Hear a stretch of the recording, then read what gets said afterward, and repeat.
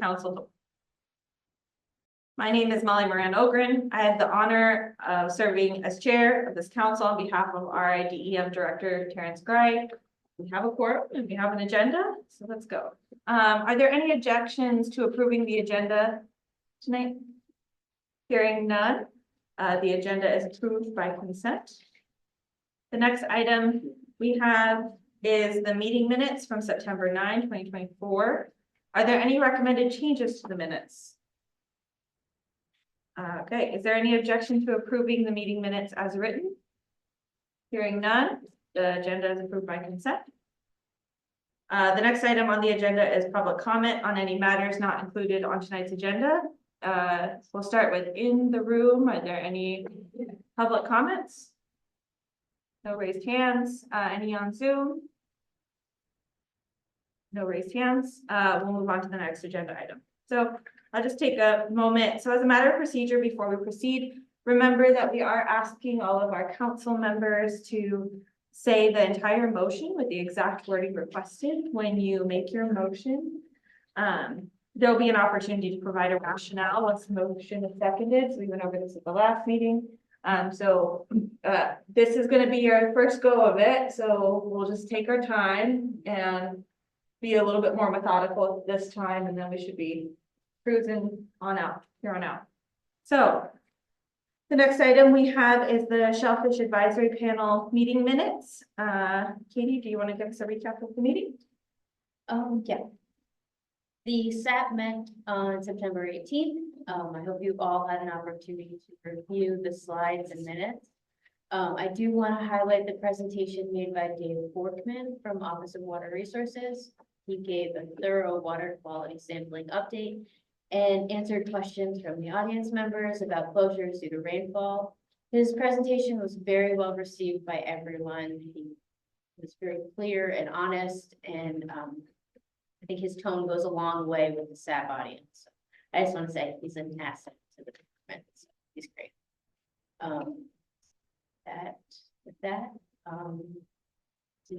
I'd like to make a No, I'll go to the division, see if there's any other perspective on the minutes. No other. So we can do this one by consent too. Is there any objection to approving the SAP meeting minutes as written by consent? Hearing none, the SAP meeting minutes are approved. Okay, so now we are on to the shellfish harvest schedule for Greenwich Bay, Bristol Harbor, and Bristol Cove, Fox Island shellfish management areas. I'm going to shift with the division to present.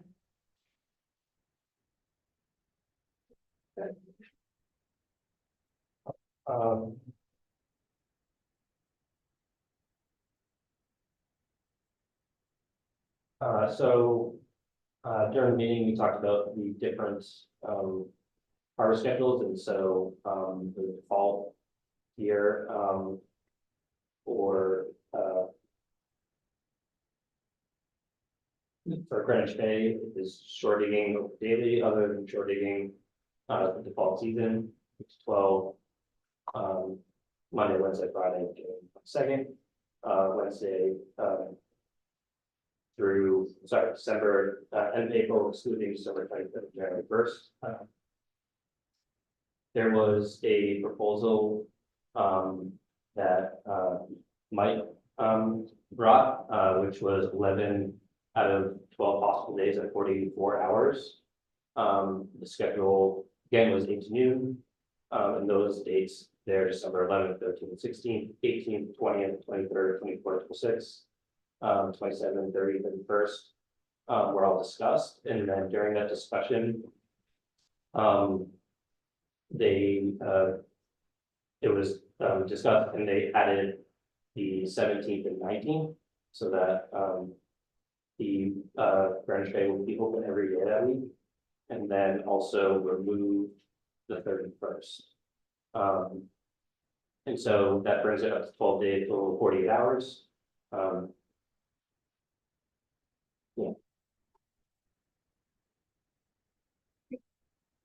Katie, do you have any, before we go to any motions, do you have any other thoughts on how this went, or?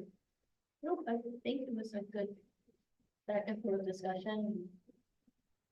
The SAP motion So, Is there any other questions before? Otherwise, I will entertain a motion. I'd like to make a motion to recommend the Shellfish Advisory Panel's recommended winter harvest schedule for Greenwich Bay sub areas 1 and 2 as the following. Go ahead, read. Ready? December 11, 13, 16, 17, 18, 19, 20, 23, 24, 26, 27, and 30th of 2024, which is 12 possible days, 48 hours. Second. Second, Angela. Okay, you want to provide a rationale, Katie? Any other thoughts? No, but I mean, we go through this exercise every year. This is just, reorganizing the days. I will go to the division for perspective. The division has full support. You can see that SAT voted unanimously. Because these items were not heard through a public hearing or notice and comment rulemaking, I will go out to the public for any additional commentary on this matter. If you want to raise your hands. Mr. Boyd. Thank you, Madam Chair. Jim Boyd, Rhode Island Shellfishermen's Association. In support of the motion as put forth and as recommended by the Shellfish Advisory Panel at the September 18th meeting, which passed unanimously 10-0. So we are fully supportive of the motion before the council at this moment. Thank you. Is there anything online? Nicole? You guys ready for the vote? Yeah, I gotta read it. So all those in favor of recommending to the Shellfish Advisory Panel recommended winter harvest schedule for Greenwich Bay, sub areas 1 and 2 as following: December 11, 13, 16, 17, 18, 19, 20, 23, 24, 26, 27, and 30 of 2024 for 12 possible days for 48 hours. Please raise your hand. All in favor? Okay. Awesome.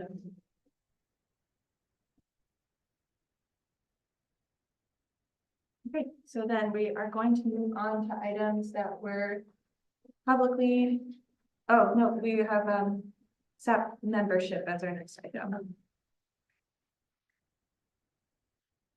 So the last item I want to speak to about the SAP is SAP membership. We had 2 resignations, Chris Sperry and Richard Pastor.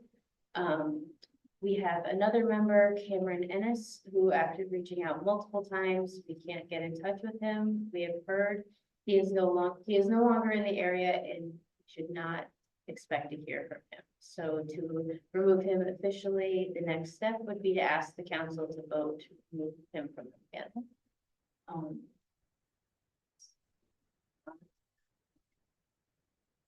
Any comments from the division? Madam Chair, nothing pretty self-explanatory. Okay, with that, I'd like to make a motion to remove Cameron Ennis from the Shellfish Advisory Panel. Second? And you, D'Angelo, seconding? All those in favor,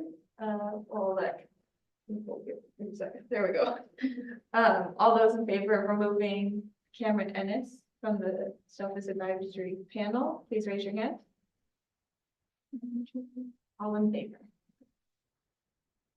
Okay. Oh, I almost skipped you. Okay, now on to the beefy stuff. I have a couple notes here for this following items. So for these next items, I will go to the Division of Marine Fisheries first. So, these are the proposed regulations that were publicly noticed. I'll go to the Division of Marine Fisheries first to present the materials. And then I'm going to go to the council for questions, and then I will entertain a motion. All right, these items have been publicly noticed and available for comment between August 15, 2024 through September 19, 2024, including a public hearing held on September 10, 2024. So as a matter of procedure, I will not be going out to the public on these items for further commentary of support or non-support. I will, however, entertain public testimony on matters of nuance, items that did not get addressed through the public hearing, and if a council member requests it. All commentary should be limited to less than 3 minutes. Go. So for the first item, we have the commercial netting prohibition in Upper Point Judith Pond.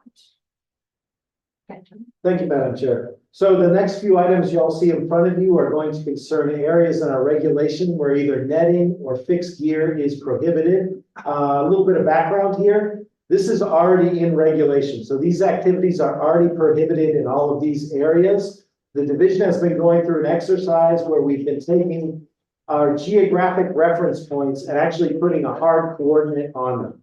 Okay, so we were able to do that for the vast majority of these points. However, some of them we could not find on charts, NOAA charts, or even from asking around. So we've done our best to interpret where they might be and either tried to get as close as possible to what these areas were, or in some cases, such as this one, a slight modification.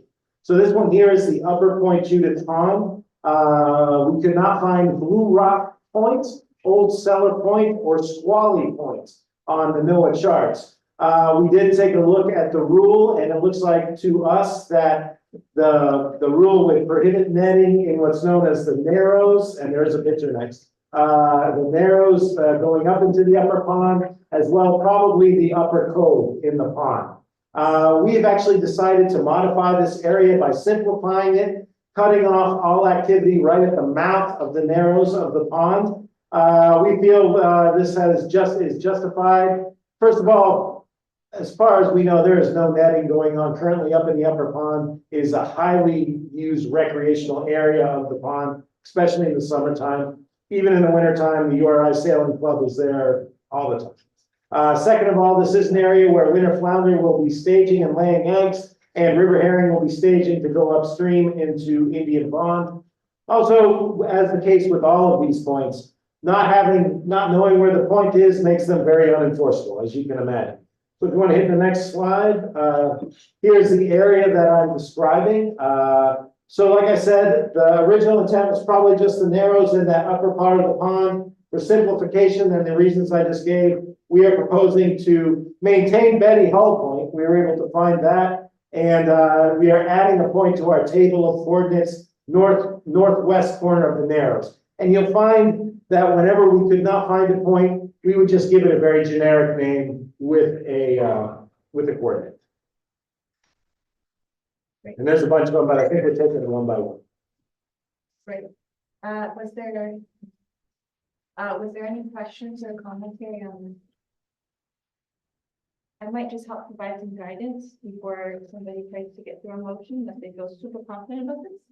But I will offer, in making a motion, I don't think we expect you to announce the coordinates, so all the 41 point, and all the numbers.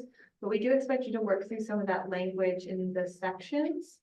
And then you could offer as coordinates as provided in the notice. So that helps kind of guide a little bit of how to make this motion.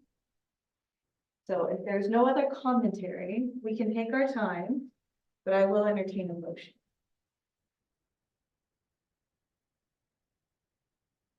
Okay. Madam Chair, You go for it. I was gonna say, if you want, I can give you an example if that's easier. You go for it. I'm feeling confident you got it. You got it.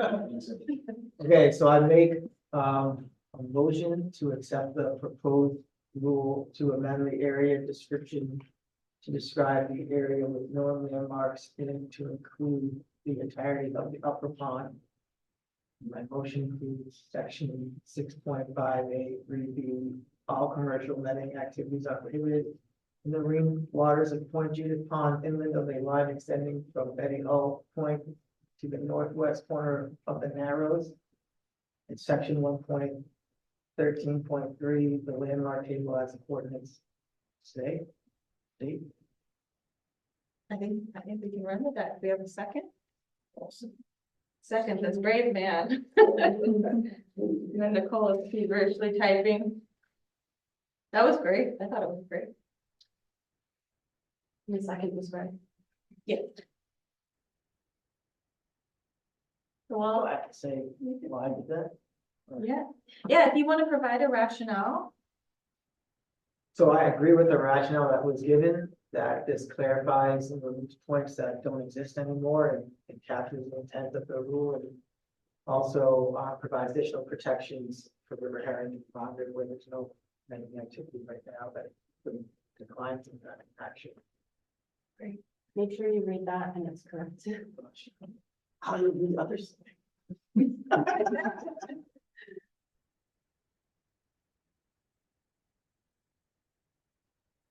is there any division perspective while they're waiting? Excellent job with the motion. I think rationale been laid out multiple times now. It's great. Thank you.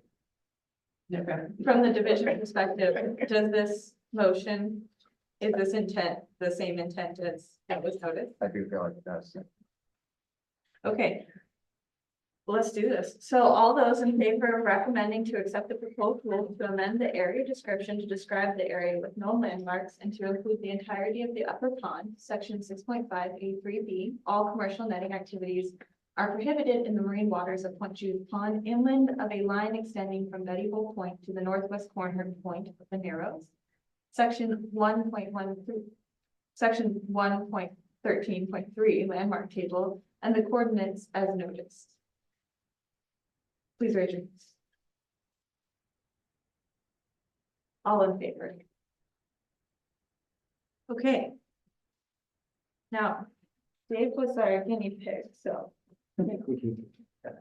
they get to hang out for just 1 second. I think our next item is the commercial netting prohibition in the Narrow River. Yep, moving on to Narrow River. So in this case, the regulation just stated no netting was allowed within 100 feet north or south of what is known as the upper narrows of Narrow River. We were able to find on the chart that the upper narrows is described as an area kind of in the channel right down by the mouth of the river, down by the Dunes Club. However, it's still vague, so we did want to put some coordinates around it. So we are proposing to add a coordinate, which is the south side of the Sprague Bridge, and use what we already have in reg as the mouth of the Pettisquamit River, which we already have in rule. Once again, we don't believe any netting activity is going on in this area right now to begin with. Once again, it's a very regularly traveled area. Again, this is an area where winter flounder and river herring would be staging to go up and either lay eggs or go up into other areas to spawn. And again, you can't enforce it unless you know where it is. And I do have a visual description here. So we did find that area around the sandbar is called the Upper Narrows. This is us codifying the area right there.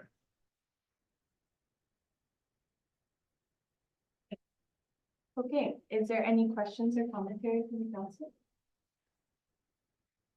I will entertain a motion.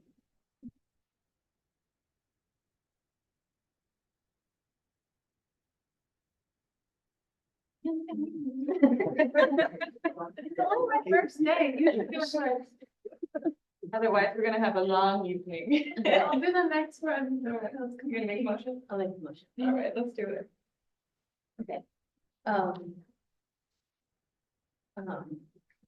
I'd like to make a motion to recommend amending the area description to describe the area with no landmarks as in section 6.55C. All commercial netting activities are prohibited in the Narrow River from the mouth of the Pettisquamit River to the south side of the Sprague Bridge. As noticed in section 1.13.3, the landmark table. Thanks. Oh, far here. You did great. Okay.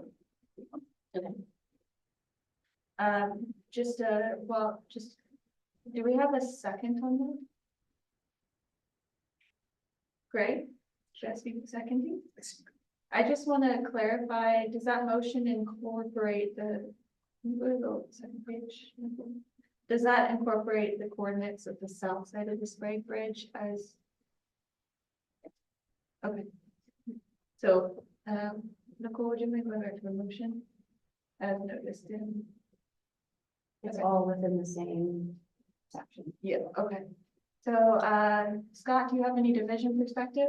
No, same applies in these areas, just haven't been well defined, and this is our effort to try to do a better job doing that and make it more enforceable, as well as some of the protected resource concerns. Okay, if you're ready for the vote? Just have one, so Oh, the, yeah, go ahead. the as noticed in the section landmark, that captures both those bullet points that were below there to. Because that deleted mark won't be in the table. It's the coordinate. That won't be in the table, so That's what's as noticed. got it. Yeah, We don't have to make every single. not every single, but you know, we wanna get the whole picture of that. Okay, is there any other questions? You guys are doing great. Okay, all those in favor of recommending to amend the area description to describe the area with no landmarks as in section 6.55C, all commercial netting activities are prohibited in the narrow river from the mouth of the Swampscott River to the south side of the Sprague Bridge, as noticed in also in section 1.13.3, the landmark table. Please raise your hand in favor. All in favor? On to the next one. We're gonna be going to the fixed gear prohibition in the Foster Cove channel. Yep, so moving on to Vinaigrette Pond, this is a fixed gear prohibition, so pots and gill nets and the like. So the rule just states fixed gear is prohibited in the Foster Cove channel. While we know where the Foster Cove channel is, we need some hard coordinates to define it. So what we have done is we pretty much cut it off right at the mouth of Vinaigrette Pond and drawn another line across where it opens up into Foster Cove channel. And again, here we just assign 4 generic names for each of the points. If you want to go to the next slide, you can see it. So there's our area. While I do recognize that the channel does kind of hug that western shore, that's all very shallow area. And just to simplify matters, that's why we did just draw the 2 lines right across. So it's very easy to see where you can't put your fixed gear. Is there any questions from the council? And again, so if you notice that if you're thinking about making a motion, I don't think anyone expects you to note all the coordinates, but you could say as noticed in section 1.13.3. So that is an option. But the language, it might be helpful if you're thinking about drafting a motion. But if there's no other questions, I will entertain one.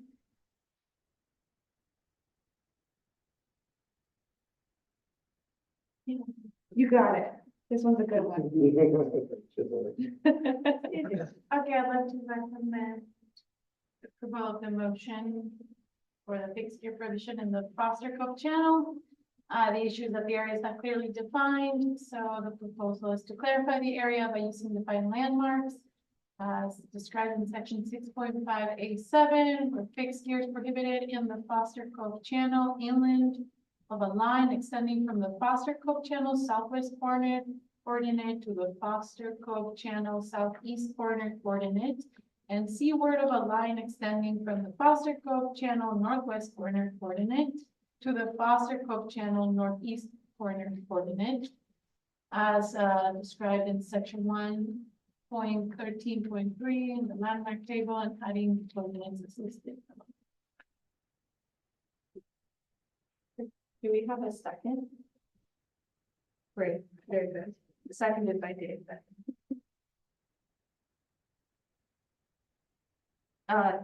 While we give Nicole a second to type that all out, is there any division perspective on it? Just thank you, Madam Chair. Just want the council to be mindful, as opposed to the last 2 items. This is a fixed gear prohibition versus commercial netting. So it's really pots and traps and some fixed nets, if that was the case. But we don't see a whole lot of activity going on in there. Anyone who's familiar with the pond knows it's a difficult channel to navigate. Thanks.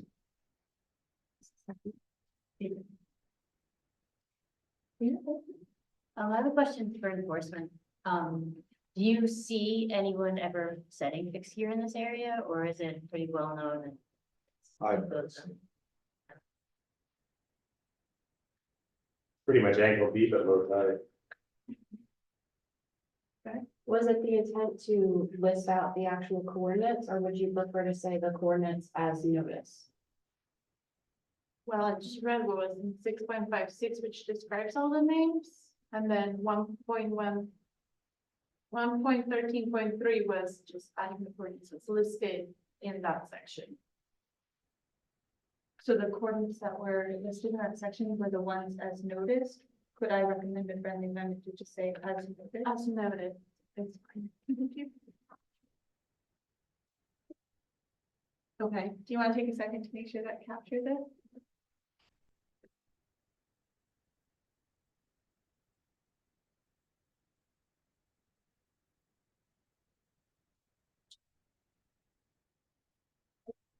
If there's no other comments or questions, are you guys ready to vote? All those in favor of recommending for the fixed gear prohibition in the Foster Cove channel to clarify the area by using the defined landmarks. As noted in section 6.5A7, fixed gear is prohibited in the Foster Cove channel inland of a line extending from the Foster Cove channel southwest corner coordinate to the Foster Cove channel southeast corner coordinate, and seaward of a line extending from the Foster Cove channel northwest corner coordinate to the Foster Cove channel northeast corner coordinate, as described also in section 1.13.3, the landmark table, and adding the coordinates as noticed. Please raise your hand if you are in favor. Everyone's in favor? All right. You guys are doing great. The next item is fixed gear prohibition in the narrows of the Charlestown Pond.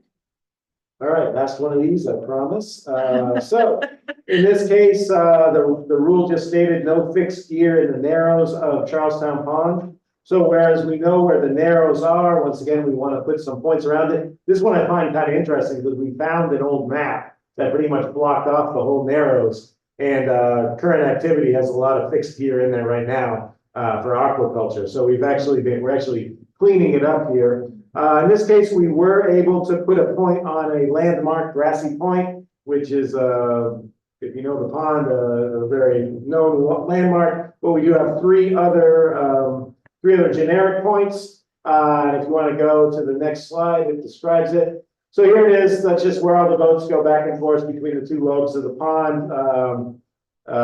It's actually cleaning it up. Like I said, the old hand-drawn map we found pretty much blocks that whole area. So, Any questions from the council? Any brave council members? I guess I have a question. Was the intent always for that channel, or were they trying to block off the whole area? Now there's aquaculture in there. we've had many discussions on this one, Dave.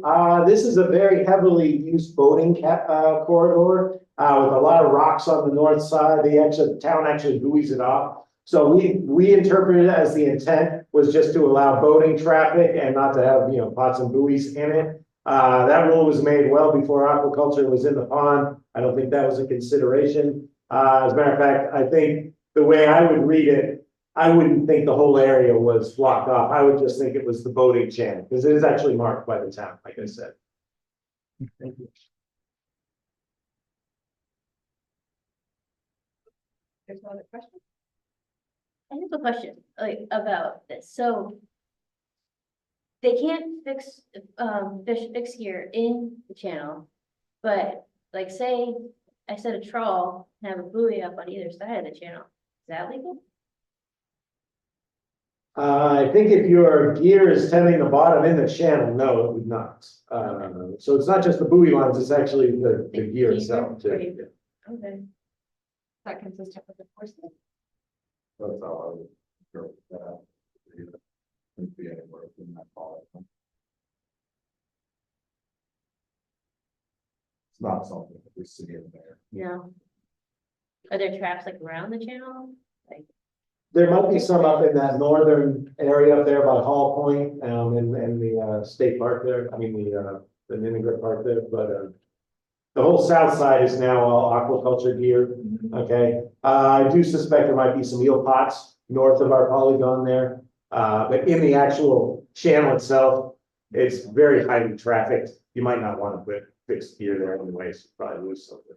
Yeah, I just feel like all of these that we're voting on right now is just concerning because there's no public comment. So I hate to, I will clarify there.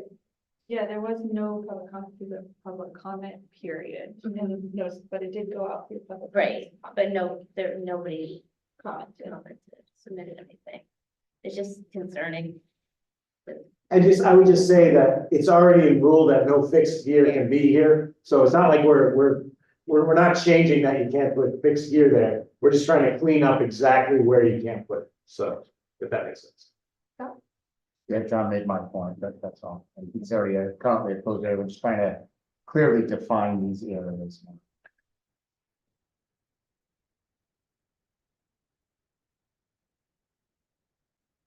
I can entertain a motion.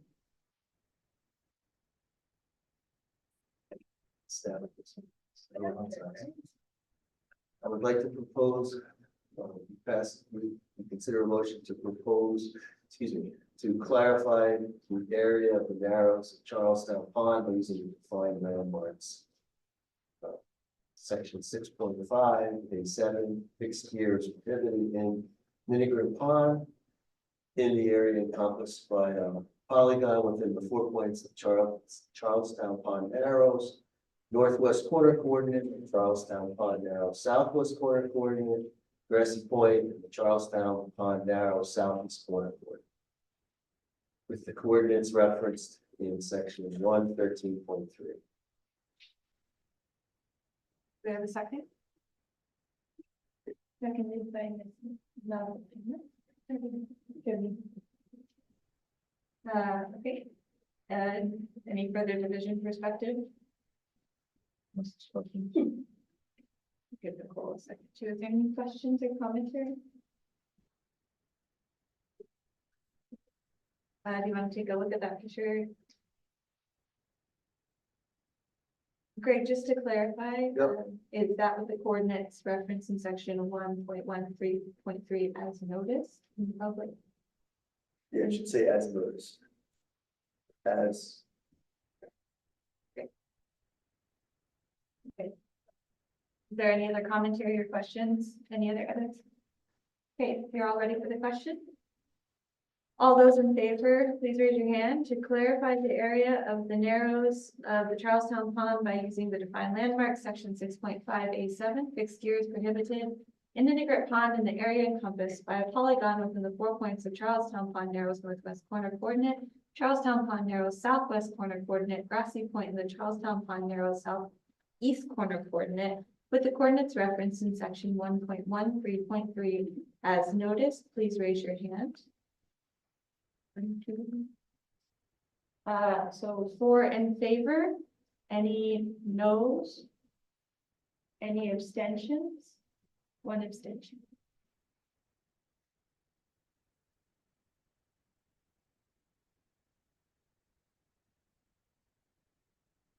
Okay. We're gonna move on to the amendments to the landmark table, is that right?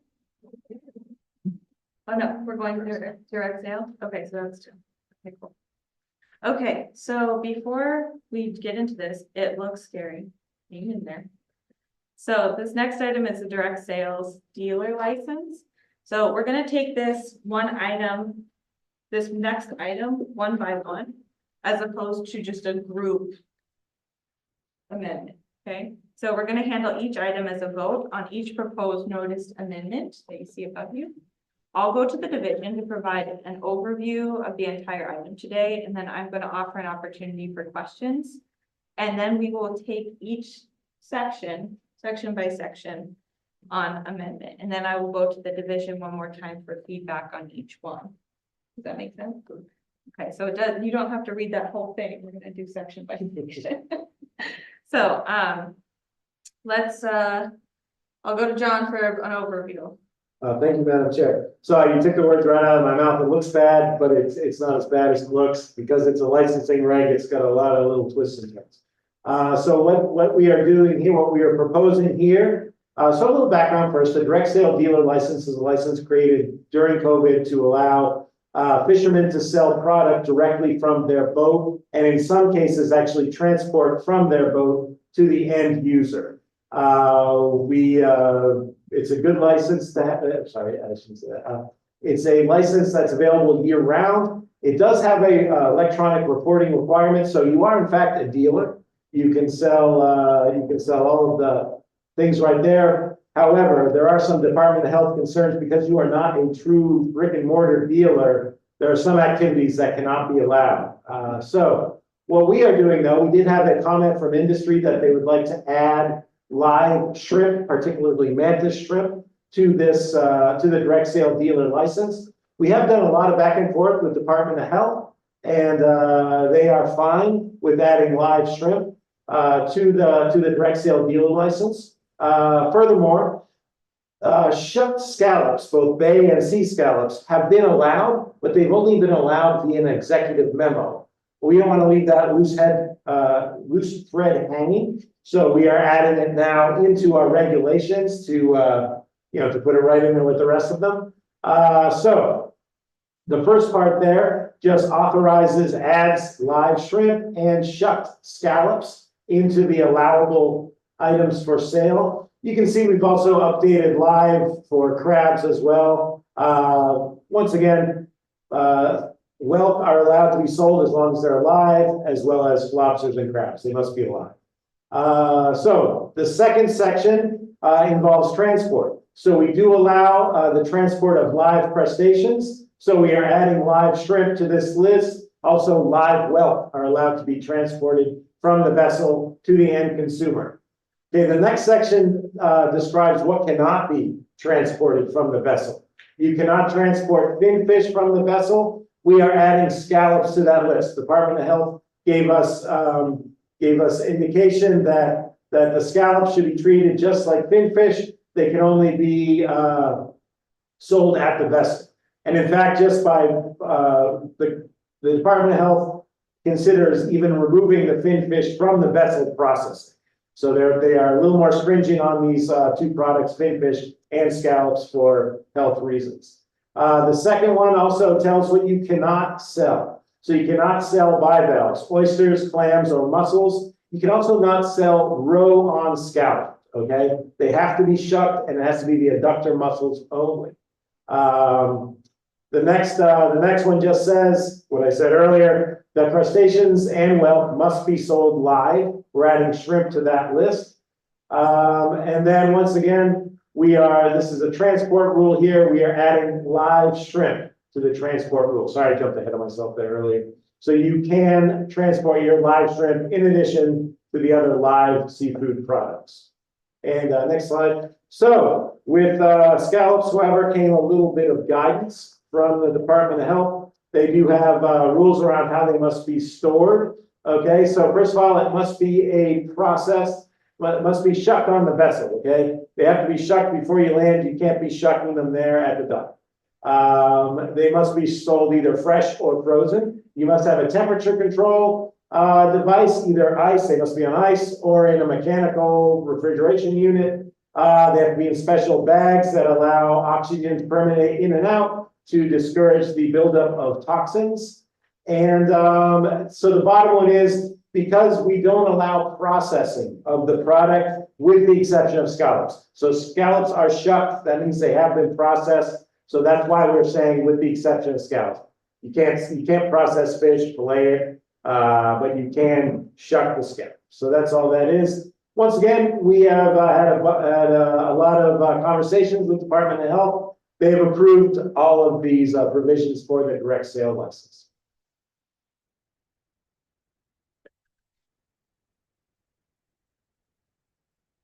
And I can answer any questions when we go through the individual. Happy to.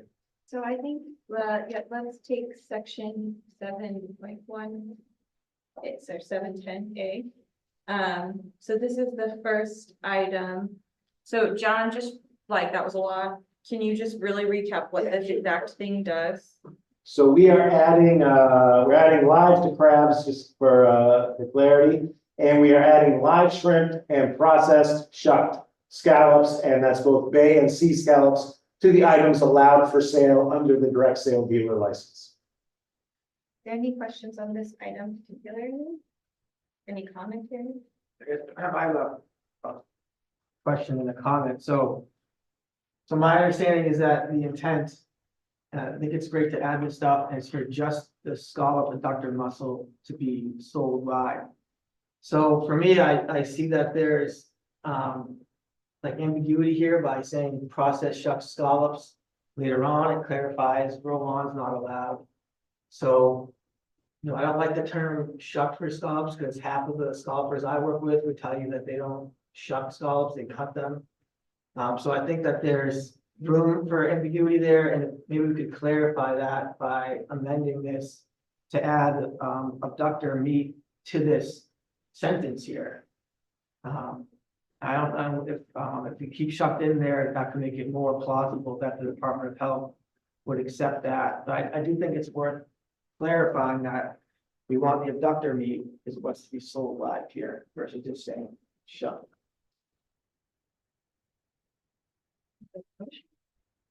Yeah, so I can make a motion if people, that's my rationale. I don't know if you want to talk about why Well, we I have think to that. get it going. Okay.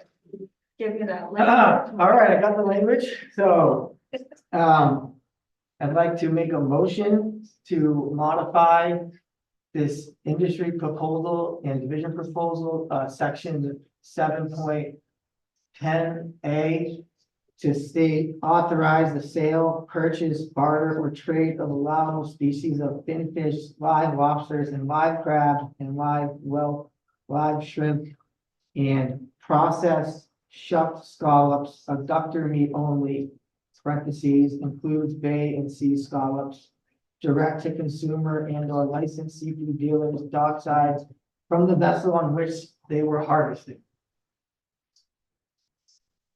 Do we have a second? Seconded by Andy D'Angelo.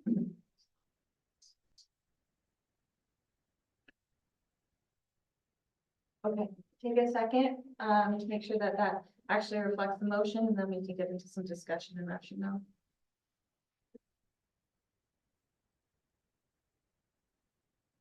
I think it does, yeah, I just, you know, the rationale is just to put the intent of what's to be sold directly in the language, so it removes ambiguity.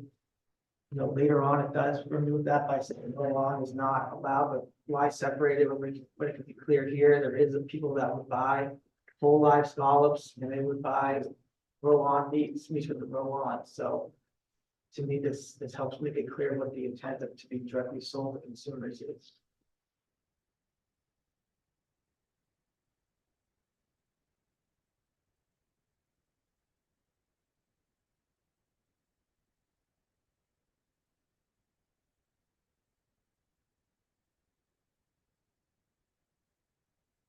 I just have a friendly radical maybe question.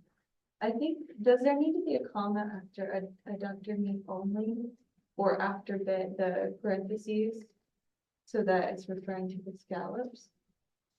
As opposed to after the scallops? I don't know if that would read differently or not, or if it's mincing. Yeah, we would remove that comment. What if we put the abductor meat inside the parentheses where the shucked are? Yeah, shucked abductor meat only. I think that would be a friendly amendment. In the same. So, I think that's allowable as a friendly amendment. Do you think that would be substantial? Yeah, I also wanted to put that in the document in the packet, the and live crabs and live, the ands were removed. It's just not clear. No, I think Oh. we should do that. I just, It was live lobsters, live crabs, live whelk, live shrimp, and processed. Good catch. Oh, it's annoying grammatical error. That's my contribution. I think it's a great contribution. Okay, let's take a look at that. Is there any other commentary after you take a look at it? And while you're looking at it, Scott, can you give us any perspective? I you, Madam Chair. Thank you for the motion and thank you for perfecting the motion. We discussed this within the division and really some of these terms are just synonymous with each other, whether it's a fisherman or a biologist. So, we're fine with that motion. Thank you. Great. Okay, one down. So is everyone ready for the question? Okay, all those in favor of modifying section 7.10A1 to read authorizes the sale, purchase, barter, or trade of allowable species of finfish, live lobsters, live crabs, live whelk, live shrimp, and processed shuck adductor meat only, scallops, includes bay and sea scallops, direct to consumers and or licensed seafood retailers dockside from the vessel on which they were harvested. Please raise your hand if you are in favor. So the confident raise your hand? Yeah, okay. All in favor.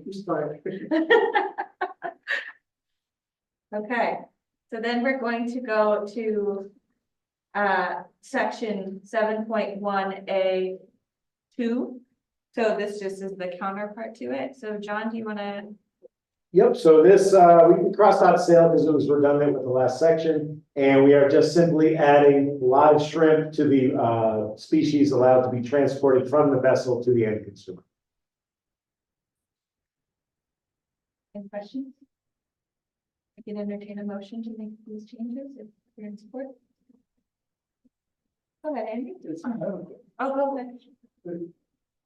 Transport only within the state, or could they drive 3 states down and so Once you leave our state, you're bound to the other state's rules. So if you're permitted in, say, Massachusetts to do this activity, I mean, that's on you. This is a state regulation, so it on? covers. I think it's okay if they leave, it would be the other state's problem if they got it. I mean, I don't want to sound callous, but exactly. Okay, no, I just. Go for it. Yeah, I'll make a motion that we modified section 7.10A2. That says authorized transfer of live lobsters, live crab, live shrimp, and live whelks from the vessel in which they were harvested to consumers and or licensed seafood retailers. Do you have a second? Second. Seconded by Katie Egan. Scott, any further division proposal while I stall on the board? Nothing else. Okay. Any other commentary or questions? Oh, so. Yes. Is there, I guess, ready for the question? Okay. All those in favor, please raise your hand to modify section 7.10A2, authorizing the transport of live lobsters, live crabs, live shrimp, and live whelks from the vessel on which they were harvested to consumers and or licensed seafood retailers. Please raise your hand if in favor. 1, 2. All in favor? There's a cruise, it's still light out. Doing great. Okay. We're on to section 7.10E, prohibitive activities. Go ahead, John. Yep, so once again, these are prohibited activities. Because we're adding scallops, we are putting in rule that you may not transport the scallops from your vessel to the end consumer. They must be sold dockside. I have a question. Sure. Is transportation defined, like transportation for sale? Like what distinguishes this from transportation for sale and dockside? I'd have to look. I think we do have something in there about the proximity of the vessel in the full-blown rule. Okay. But I would have to look. Because there's a requirement like the vessel must be docked. I don't know if we have a perimeter of how far you can be, or that it just must be within the vicinity. I'd have to look. But there is a rule concerning that because we had guys putting boats in some creative areas. So. So there's precedent there that already addressed. Yes, there is. Okay, great. Is there any other questions or commentary? Otherwise, I can entertain a motion. Go ahead. I propose that we amend section 7.10E3 So that it says the transportation for sale of fin fish and scallops to consumers or retailer, all sales of fin fish and scallops are sold dockside in the U.S. Do we have a second? Seconded by, Dave Bethany. Did you have a question? I just want to clarify, so if you have a direct sale dealer license, but you need to drive your stuff to your fish buyer, this just won't, it's not interfering, it's not, countering that, right? So say I have a dealer license, but I'm not selling my own stuff, selling to, my dealer is not a problem that I'm transporting. Okay. That's just like status quo. I Right. think is what you're referring to. So this is kind of separate from the current practice right now, taking a catch to a dealer. This kind of creates you as a dealer for Yep. other opportunities and But outside. if I'm selling under my dealer license, say to another dealer, Yeah, in that case, only one of the, one person has to be the reporting dealer it. for reporting purposes. Okay. Yeah, whether it was you or who you were selling to, if they had it. So it's kind of repetitive in nature in your case because you have a dealer's license, but otherwise, if you didn't, you'd have to sell to a dealer or have this license and act as a dealer. But so they would be the one reporting it, Correct. okay, and I would report it. Yeah, so you're only reporting under this license what you're selling dockside. I just want to make sure that there's no Yeah. like double. Yeah, no, this is just, again, this is just sort of some added flexibility beyond sort of the current practice right now.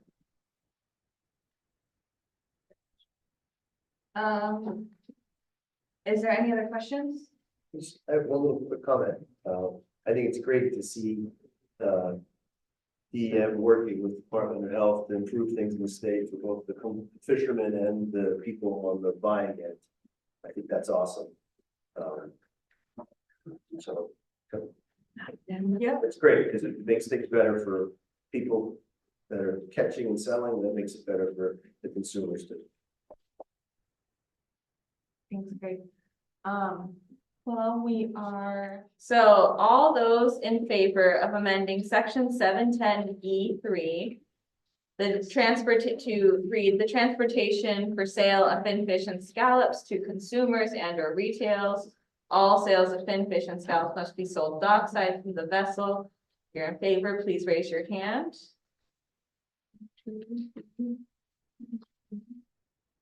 Yes, I have a vote for 4. Is that a vote for 4, Andy? Okay, so I have 4 in favor. Any nays? Any abstention? 1 abstention. All right, next item. Which is. Okay, so this is the counterpart to section 710E, prohibited activities. John? So here we are adding that you may not, adding row-on scallops to the list of prohibited species for sale. So you can only sell shucked or duck or mussel only. You cannot sell row-on or unshucked. Is there any commentary or questions on the row-on or this prohibition? I will entertain a motion. Oh, we had the last bit. All right, Yeah, okay. I'll make, a motion to amend the direct sales dealer's license.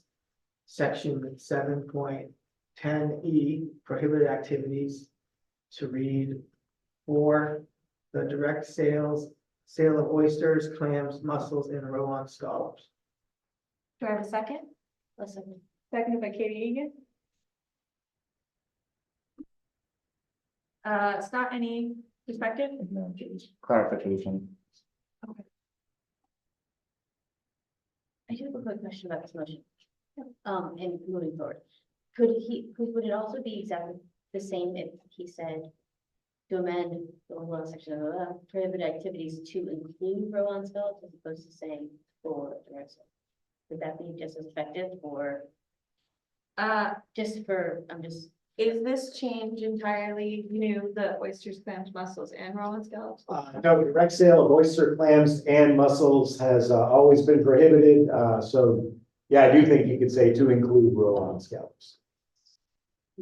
Sure, yeah, that's fine, okay. Is there any other commentary or questions? Ready for the question? Okay. All right, all those in favor to amend the direct sales dealer's license, section 710E4 prohibited activities, to add the direct sale of oysters, clams, mussels, and roll-on scallops, please raise your hand if you're in favor. 1, 2, 3, 4, 5, all those in favor. All right, the next item, amending section 710F, John?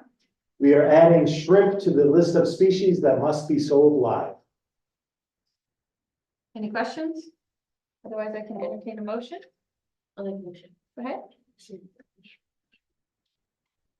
I'd like to make a motion to amend amend the direct sale of liquor license, section 710F, storage and handling requirements. 5, lobsters, crabs, shrimp, and whelk must be sold live. Do I have a second? Seconded by Melvin Trevino.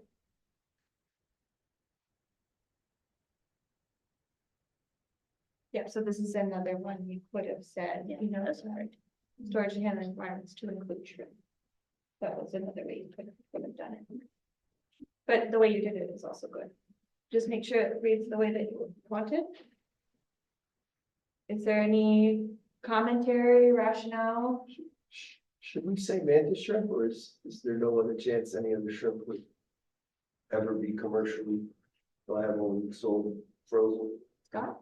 Yeah, that encompasses a couple of shrimp species. I think one is the white shrimp and also the mantis shrimp. So I think it covers any shrimp species. And they would all always be live. Be live. Any other thoughts? Ready for the question? Okay, all those in favor to amend direct sales dealer license section 710F5 to say storage and handling requirements, lobsters, crab, shrimp, and whelk must be sold live, please raise your hand if you're in favor. 1, 2, 3, 4, 5, all those in favor. Okay, next item. Okay, section 710F, storage and handling requirements, John? We are adding live shrimp to the list of species that may be transported from the vessel. And we're also putting a description of live for each of the species, just to make sure it's crystal clear. Any questions? I can entertain a motion.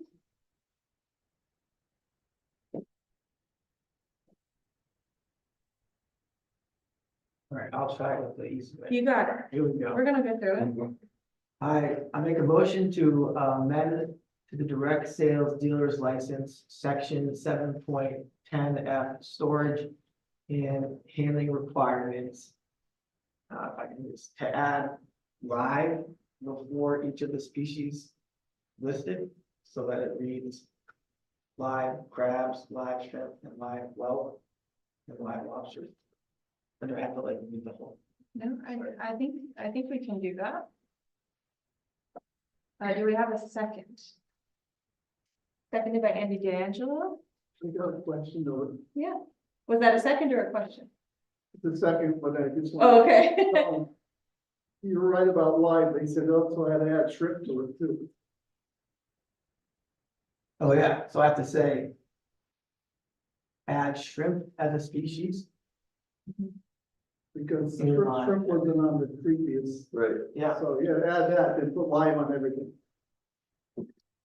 I'm gonna count that as a friendly amendment. It seems friendly. As long as there's no objections to that. Reflect what's on the board here without. We might make Nicole's hair fall off tonight, but that's. I'm sure. Okay, let's take a gander at that really quick. And to add live before Yeah. Okay, so does that encapsulate the intent of your motion? Does. Okay, does that encapsulate your second? Cool, is there any questions or commentary on this motion? Got any further? Nothing additional? Okay. Ready for the question? All those in favor to amend the direct sales dealer license section 710F6 storage and handling requirements to add shrimp as the species and add live before each of the species listed, so it reads live lobsters, live crabs, live shrimp, and live whelk. Please raise your hand if you're in favor. 1, 2, 3, 4. 4 in favor. Any nays? Any abstentions? 1 abstention.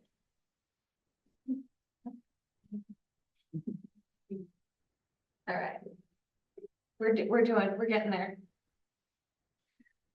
Okay, this is the beefy one, right? So this is 710F, storage and handling requirements. John, take it away. Yep, so these are additional handling and storage requirements for scallops. We got these from the Department of Health. They include that they must be shucked on the vessel. The scallops must be sold fresh or in frozen form. You must have temperature control in the form of ice or mechanical refrigeration. And packaging must be oxygen permeable to discourage the buildup of toxins. Okay, any questions first?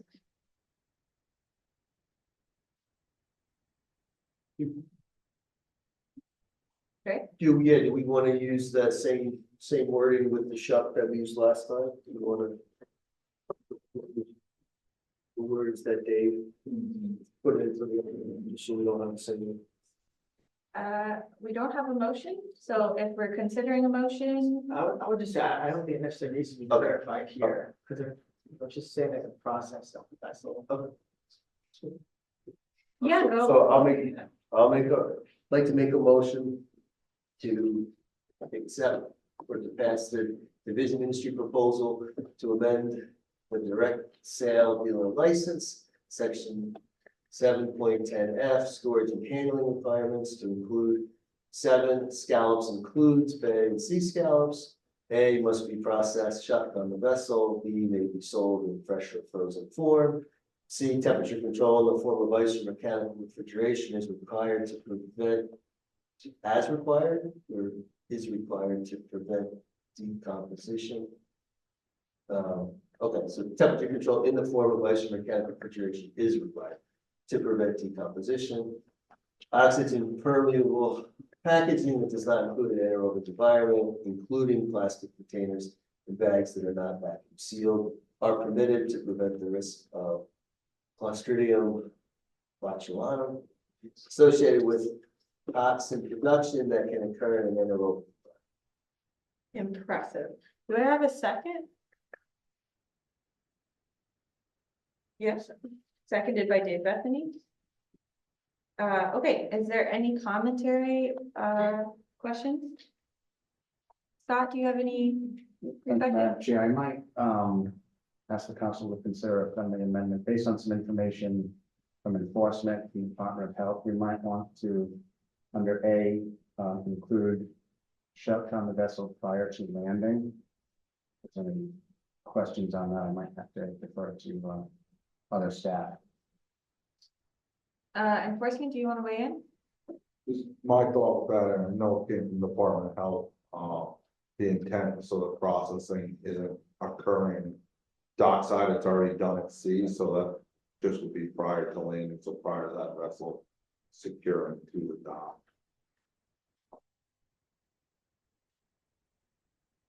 So if somebody does all this other stuff, why can't they shut down the vessel back when it's docked? With our other species, right, with the direct sales, they're not allowed to process fish at the dock, they can't fillet or do it, and so this is the same form of processing. Would be, it's all, they're not allowed to do it at the dock.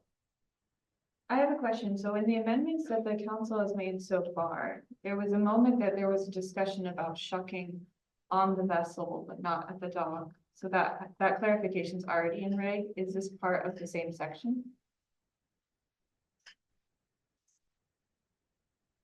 So my question basically means, would it be redundant because it's already addressed elsewhere in the reg?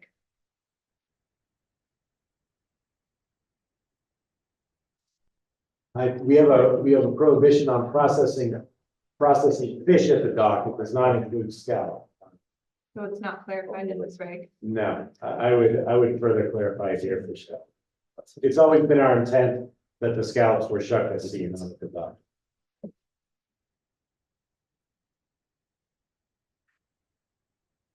Well, this is the motion on the floor where I'm gonna defer to Joe, our legal counsel. Would this be a friendly amendment if we added the terms? What's the terms? Prior to landing? And this section was, noticed publicly and redlined? Yes. And is the comment period still open? Is Would this be a friendly amendment? is the public comments period still open? No. It's not. I guess technically, based on your past practice, it would be. It would be a friendly I amendment? think it would be. Pete, do you agree with me? Well, I think that you could make that friendly amendment if you want. Yeah, I think it's Because two questions, yeah. I think notice comment period being over is relevant. Okay. We can make minor changes to the final. Okay. Nicole, would you mind going back to thank you. Okay, so I can accept it as a friendly amendment if the council is okay with accepting it as a friendly amendment. Is there any objection to making that friendly amendment? Okay, hearing none, could we make the friendly amendment to that section A? Must be processed shucked on the vessel prior to landing. Is that correct? Okay. Do you want to take a moment? Is there any commentary further than this? It already says dockside is prohibited somewhere else, right? So, Next one. okay. It's on the next one. Okay. Okay. Is everyone ready for the question? It's gonna be a doozy for me to read, so hang in there. Okay, all those in favor of amending the direct sales dealer license, section 710F, storage and handling requirements, section 7. Scallops includes bay and sea scallops must be processed shucked on the vessel prior to landing. May be sold in fresh or frozen form. Temperature control in the form of ice or mechanical refrigeration is required to prevent decomposition. Oxygen permeable packaging that does not create an anaerobic environment, including plastic containers and bags that are not vacuum sealed, are permitted to prevent the risk of Clostridium botulinum associated with toxin production that can occur in an anaerobic environment. All those in favor, please raise your hand. 1, 2, 3, 4, 5. 5 in favor.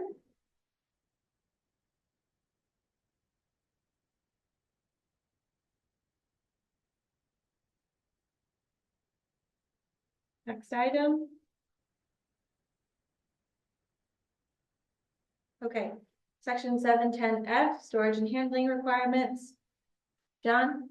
So this is the rule that guidelines, and it does refer to the Department of Health regulation, but it does guideline what cannot be processed at the dock.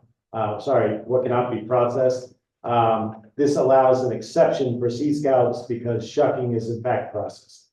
So I haven't looked at the Department of Health rule in a couple months, but it pretty much describes removal of fish from the hold of the vessel it's processing. So it doesn't encompass any processing that would go on once the vessel is on the dock.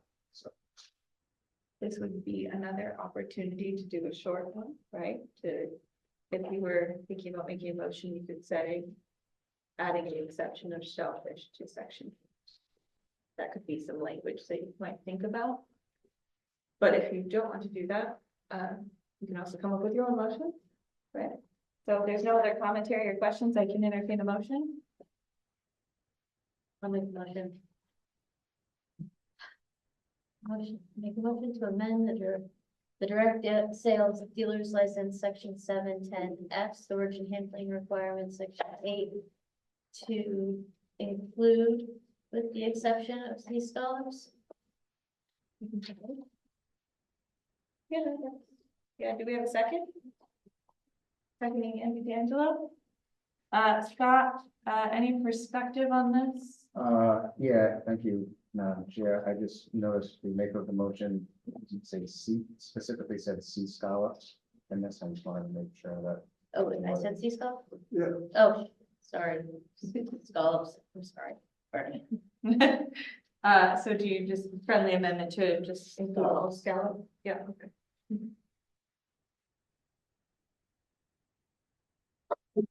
This was, I just gotta say, I'm really, really excited that this is going so well. Like, you guys are doing some good work. Okay, so is there any discussion or make sure that that looks right? And is there any discussion? Commentary? Ready for the question? All those in favor of amending the direct sale dealer license section 710F storage and handling requirements to include in section 8 with the exception of scallops? Please raise your hand if you're in favor. 1, 2, 3, 4, 5. All those in favor?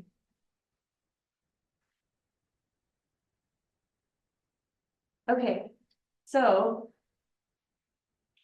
Sorry, before we move on. Yeah, So there's a public comment about modifying the direct sales license to report lobsters and crabs quarterly. And then in the document I have, there was reporting of the dealer's license was originally something we were gonna discuss, but now it's not. I just get clarity on, 7.11 reporting, dealers shall submit an electronic report to safest ... But now we're not discussed, that's not up for discussion now, and you can't make a comment or motion on that. That's the issue we discussed, Molly. Yeah. no, this is different. This is another one. It's related, so I think the concern is when you remove the dockside endorsement, you have to have direct dealer's license and then be required to report that way. Initially, we were gonna discuss modifying reporting for the direct dealer's license, but now we're not. So just looking for how that all plays together. Thank you, Madam Chair. Thank you, Dave. So the issue there is that this dockside direct sales license is separate and unique from dockside. So it encompasses all these regulations, meaning all the fish regulations, the sale regulations. But it also includes that dealer reporting requirement. So in order to take a piece, I'll try to explain the best, articulate the best I can, to take that license and now to break it into something else where we have to identify a direct sales license that only is going to sell lobsters and crabs is outside of the scope of what we noticed, and therefore has to either move in, more just has to move into the an additional regulatory cycle. Right, because now that's actually a direct sales license with some endorsement attached to it. Meaning you're only going to sell lobsters and crabs. So that's a different license that we have to create and have to write regulatory language for. And But so in section 7, Nicole, can you clarify for us as well, in section 711, there's some language talking about reporting. But from my understanding, that language was just moved. Is that correct? Correct. I think that's what Dave's looking at here. Yeah. Is that there's a reporting section that it's the same language, it just got moved to an appropriate section. So that's why it's not necessarily under the same notice and comment rulemaking as lobsters and crab. Okay, so it's an opportunity to modify the reporting for direct sales license. Yeah, It's because, just moving text. yeah, because it's not within that scope. Okay. Did you have commentary that, or, further study, or did you want to evaluate that? Yeah, I mean, I think there's a difference between the reporting for dockside sale endorsement that, this comment I think was about, now that that's not gonna be, if we vote to not have that be dockside sales, the way that this was reported is different from how they would have to report with the direct sales license. So I think that merits, looking into how to, I think it's an unintended consequence, right? I don't think there's any issue with having that designation, but it's just something that we can't do right now. So I don't know the language or how to state that. I don't know if it's a vote thing, but I do think it's worth looking into and trying to improve the direct dealer sales license, so it's as flexible as possible for the fishermen. I think that's kind of the intent, is to give them a lot of different options, and making the lobsterman report twice a week instead of quarterly just because doesn't seem like the best approach. But I understand that it's too late to do that right now. Or, yeah, so no, it's not necessarily too late in any way, but you know what, I like this comment, I like this discussion. I think it'll be good for the council to go over what's happening with dockside really quick. And then I think when you're in your discussions and deliberations about a motion, maybe you could craft a recommendation to the director to consider unintended consequences or things like that. You could think about how to incorporate a further study kind of concept in a motion, but let's go over the dockside sales endorsement first. Sure. I do have a data slide that we presented at the workshop, if the council is interested, that would kind of highlight how many people would be impacted by this change in reporting, if that's helpful. I think that'd be helpful. Let's go over the high level stuff first, and then I think it'll be good for you to jump into that to address Mr. Bethany's questions second. Does that work? Okay. John, do you want to jump into high level? Sure, thank you, Madam Chair. So the division is proposing to eliminate the dockside sales endorsement. Right now, the dockside sales endorsement is running concurrently with our direct sale dealer license. And the dockside sale endorsements only allows the sale of live lobsters and live crabs from the vessel to the direct consumer. Whelk are not authorized. This is often a point of confusion. There's a lot of confusion with this. A lot of people think that if they have the dockside sale, it's the same as the direct sale dealer. It is not. The direct sale dealer allows the sale and transport of whelk. This does not. You may not sell whelk with a dockside sale endorsement. The dockside sale must be at the dock. There is no provision for driving lobster and crabs to the end consumer, such as a restaurant. This is another point of confusion. As Dave brought up, there is a difference in reporting requirement. The dockside sale has been around for a while. We do charge $10 and you get a paper logbook. You must report on the paper logbook. There is no electronic reporting. The frequency of that is quarterly. We collect those logbooks quarterly. This does have a few impacts. First of all, direct sales, dockside sales can be counted towards your activity. We do not process dockside sales logbooks until the winter comes, so that data is not readily available. So if someone wanted to sell their license as part of a business transaction with some gear or a vessel, that's not readily available to them depending on the time of year. I will also say that there's a lot of confusion with some federal requirements. If you are on a federal vessel harvesting lobster or crabs, you are still bound by their rules. Their reporting requirements are within 48 hours of the landing. There's some confusion thinking that if you have the dockside, you don't need to do that. You only have to report quarterly on the paper logbook. That's not the case. If you're a federal vessel, you must have a federal dealer license and you must report electronically every 48 hours. Their rule. Our direct sale dealer license is similar to their rule. Like you said, twice a week, 48 hours on the sale of anything you're selling from the boat. I will also say that this is an administrative burden on the division. We are losing money here. We're not making money on our $10 logbook. We must print and mail the logbooks. We must then process the mail that comes back to us. We must enter the data. And I will say that we have, I'll wait till Nicole puts up the slide. I jotted down what I thought the numbers were, but I know they're correct on the slide.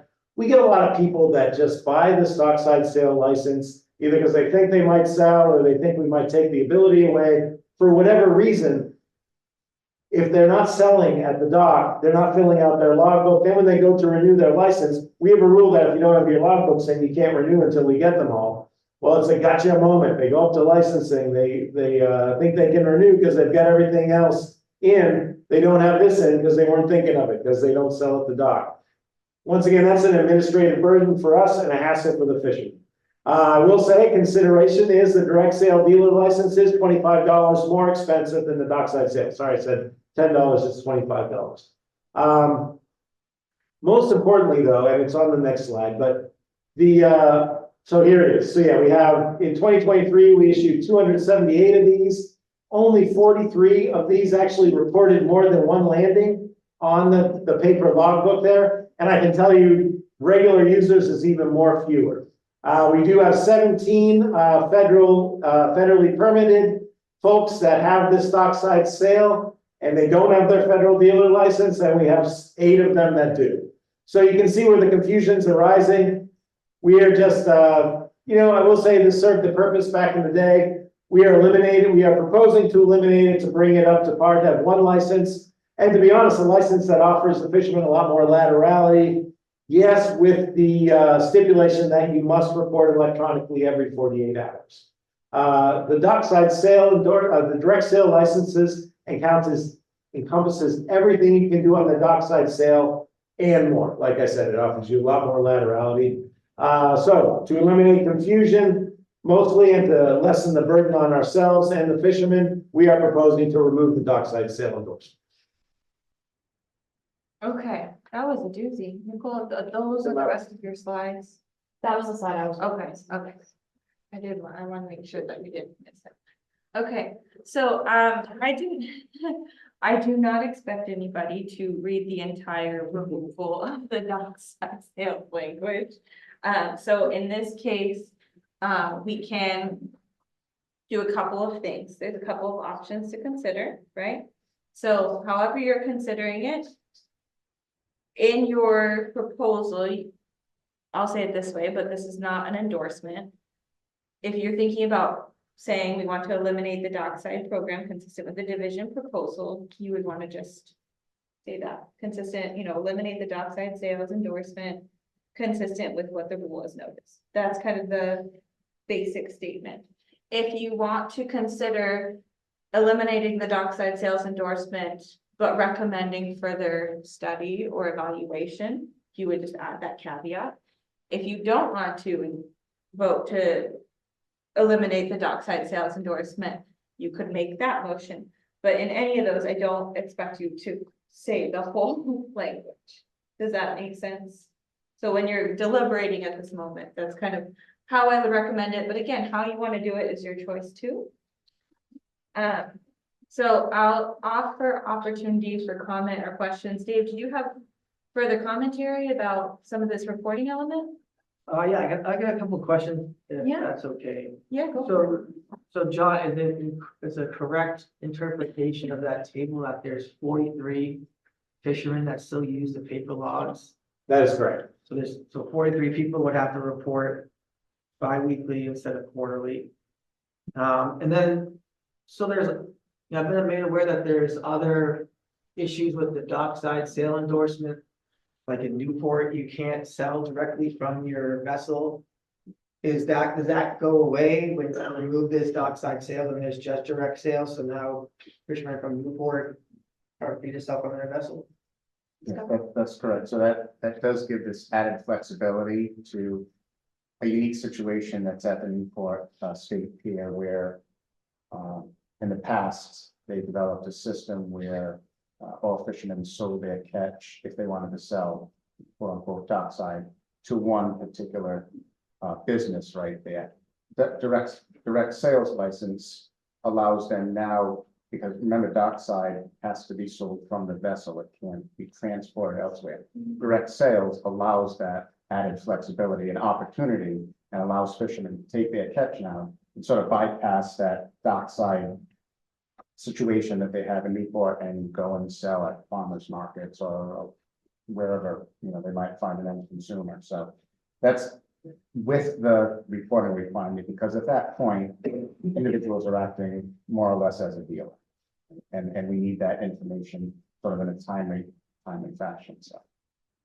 So could it function like Point Judith if they wanted it to, or they still have to all sell to one person dockside? I'm going to say, without going to a member of the public, I will say that I think it's in court regulation that they do have to sell to the shack that's in Newport and cannot sell dockside individually. It's my understanding that the public can't go down onto the pier in Newport. That's why that's how the lobster shack kind of came to be. Bigger stuff with what you plot there, these rules. Yeah, it's really sort of moving away from sort of that constraint of dockside sales of lobsters and crab only, and allowing people to find other markets and maybe, you know, increase profit margins and things like that at the cost of increased reporting, because And I get $25, that's right. when it comes down to it, if you were buying dockside and paying $25 and now this is $50, yes, you could look at it as $25 more that you're paying, you're getting dockside, but it's a $50 fee. So it's Yeah, I'll take a comment from the public. Yeah, I'd just like to make one clarification, what Scott said. He said that you weren't allowed to sell the lobsters and crabs at the facility, state pier number 9. You were required to sell it to the shack. That's not a regulation. You're just not allowed to sell to the public off the dock. You're not required that you have to sell to the shack. That's just a clarification. You can sell, you don't have to sell to the shack. Right. You can sell to others. No, you're not allowed to sell lobsters and crabs off the dock at state pier number 9 in Newport. Although you are allowed to do that at Point Judith. Okay, It's some kind of special regulation they put in place for state pier number 9 only. but you don't have to sell to that dealer. No, it's not required that you sell to the shack. Correct. But the direct sales would give the fishermen the ability to sell their lobsters outside of Pier 9 on their own, where they don't have that right now with the dockside. Is that correct. With you know, the caveat that Mr. Eagles mentioned, there's nothing preventing someone that ties up in Newport from selling to a dealer elsewhere. Right. Whether They can't sell they come down, right. You just can't sell dockside and allow people to come down and sell dockside. But now this direct sales license, again, will allow them to take their lobsters off-site to. They can be their own off-site dealer, but they still can't be their own on-site dealer. In Newport. Yes. Yeah, okay. Thank you for clarifying that situation. Do we, so I don't have a motion at the moment, so we've only dealt with questions and clarifications. If you want to take a second, that's okay too. But I can entertain a motion.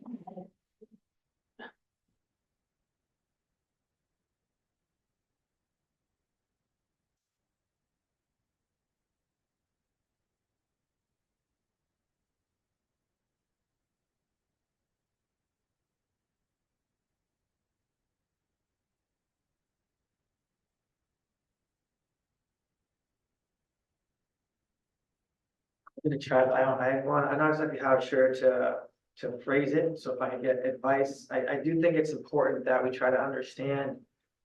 You know, how this might impact those 43 lobstermen, but I don't wanna hold this up, because it seems like as a whole, it's gonna help people.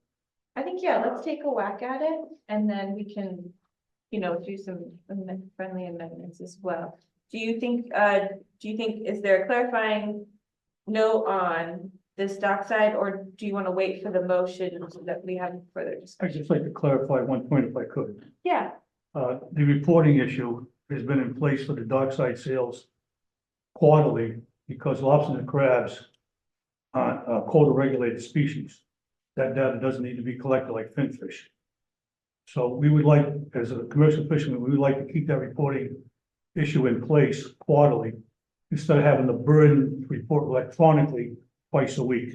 It's more of a burden on the fisherman than there is now. Just that's my comment. under the dockside. You Yes, want to, under this dockside sales dealer's license, if we could report quarterly, as we were doing with the dockside sales endorsement, Okay, That's what we would prefer. Would make it less burdensome for the fishermen. and can I just get for the people on Zoom your name? Yeah, Al Eagles, I'm a licensed commercial lobster fisherman in Rhode Island. Thank you so much. I appreciate that. Thank you. Okay, so I think that's some really good feedback and some clarification. Yeah, absolutely. Nancy, so to clarify, I understand you're saying you're okay with the direct sale dealer license, but keeping the reporting like it used to be with the dockside sale endorsement. So you're saying you like the new model, but you don't want to be reporting twice a week. That's correct. No, So that's don't- like the caveat, there's like the reporting issue. yes, that's correct. I think what he's saying is with lobster crab. Yeah, for lobster crab, sorry, yeah, Lobster and crabs only. yeah, got it.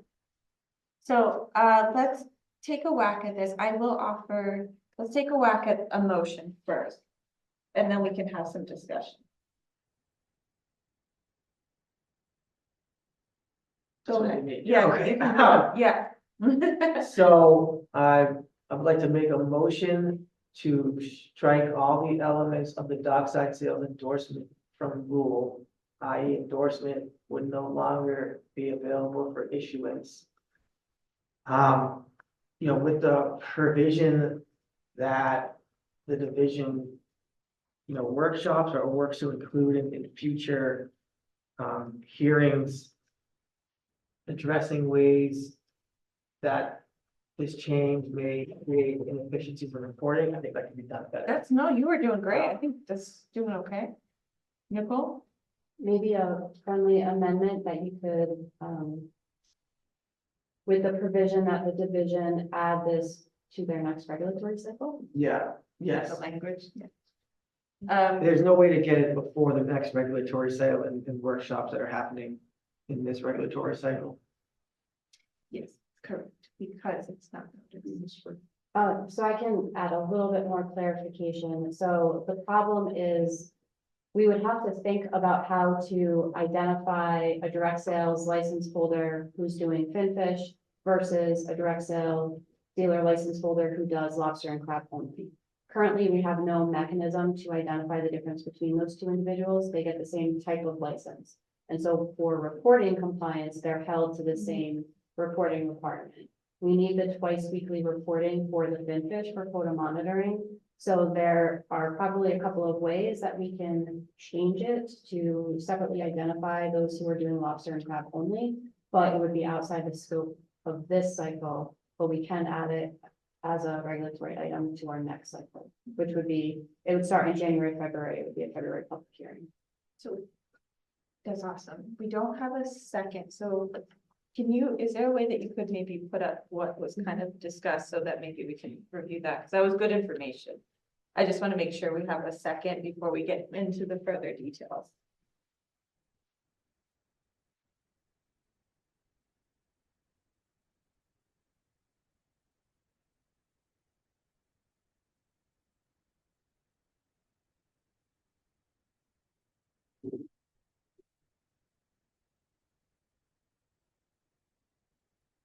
Okay, so, strike all elements.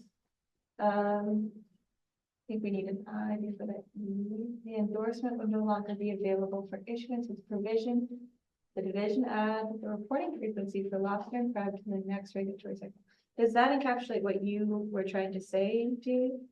I generally, but not just necessarily reporting, because I don't know if there's other issues that someone might identify down the line, but I guess it's more just trying to, work to streamline any unintended differences that are being created by eliminating the dockside sales endorsement and trying to fold it into direct sales. I like what you're thinking. Can I maybe make a recommendation? Yes. So help you out there. So at the end of the next regulatory cycle, I might think what you're trying to say is, and direct the division to evaluate any unintended consequences of this deletion. Maybe that could be something. And again, we're just trying to come up with a motion language. I don't have a second. issue.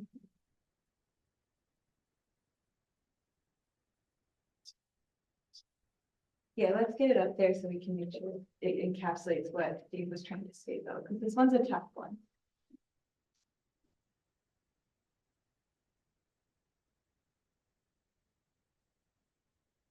Uh,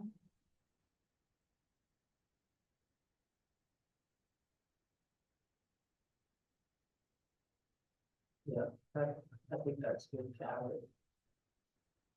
The reporting frequency is in there as something that's already been, but I don't want to limit it to just that in case somebody else comes up with something that we didn't think about. Can you say that again for the motion, Dave? And then I can get a second? This language right here. Yes. So I make a motion to strike all elements of the dockside sales endorsement from rule, i.e. the endorsement will no longer be available for issuance and direct the division to investigate any unintended consequences, e.g. reporting at the next regulatory cycle. Do we have a second? Yeah, I do too. Okay, can I get a second, please? Sure. Okay, thank you, Mr. Vestby. All right, friendly amendment? Just that the next regulatory cycle is coming up. We got a hearing in November, council meeting early December. We're not talking about that one. It's too late to get anything going for that. It would be after that. February. February, February, spring cycle, spring 25.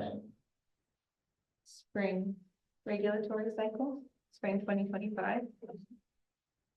Would you be opposed? Yeah, that's what, Okay, Scott? Yeah, I was just gonna either spring 2025 or future regulatory cycle, but one thing in this motion that doesn't stand out, I don't see direct sales license anywhere. So I'm a little concerned to investigate any unintended yeah. I only have consequences direct with, sale.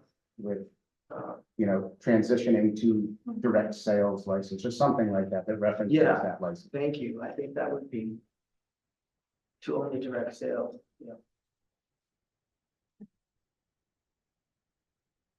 I'm gonna give this a second to kind of take it all in. And if there's, Scott, do you have any perspective on this matter?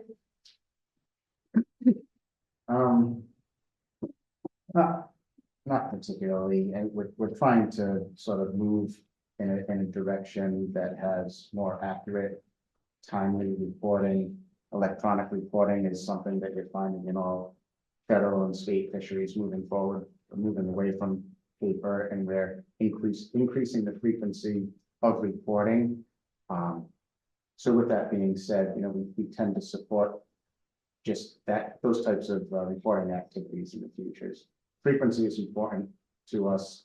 This information is helpful in a timely manner. So I understand the intent of the motion, and I don't disagree with it. I just, one of the comments that some of the staff made is that you don't get some of these lobster dockside landings until March or April. Sometimes you need that information in more timely manner. We didn't mention in the motion anything about electronic reporting, so I'm not sure if that's part of what you're trying to capture in here, but in general, that's my comment. So thank you. I think that's fair. I think the unintended consequences part of this is important because if the division wants it to be electronic monitoring for every 48 hours, then you can make that case.